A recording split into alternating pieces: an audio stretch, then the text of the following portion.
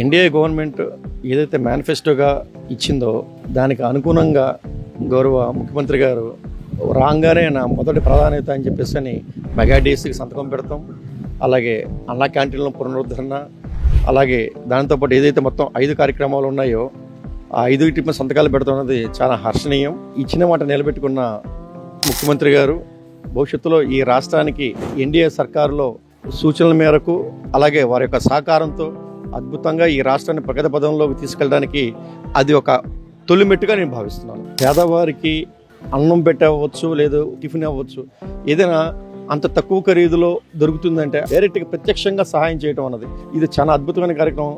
ఒక పేదవాడి దగ్గర కడుపు మీద కొట్టినట్టుగా కాకుండా నోట్లో అన్నం పెడుతున్నట్టు ఇది ఒక మంచి కార్యక్రమంగా మేము భావిస్తున్నాం. అప్పుడున్న కాలమాన పరిస్థితులు వేరు. 1000 రూపాయల నుంచి 2000 ఏకసారిగా చేశారు ఆయన. మీకు లాస్ట్లో చూసుకుంటే ఒక 4 నెలల ముందు ఒకసారిగానే 1000 నుంచి 2000 చేశారు.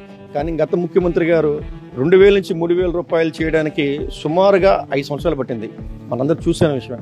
కానీ 3000 నుంచి ఒకసారి 1000 రూపాయలు చేయడం వల్ల 4000 రూపాయలు దీంట్లో నేనున్నానన్న భరోసా ఇవ్వడానికి కేంద్ర ప్రభుత్వం యొక్క సహకారం ఆ లక్ష్యం కోసం ఆయన పనిచేస్తున్నారు.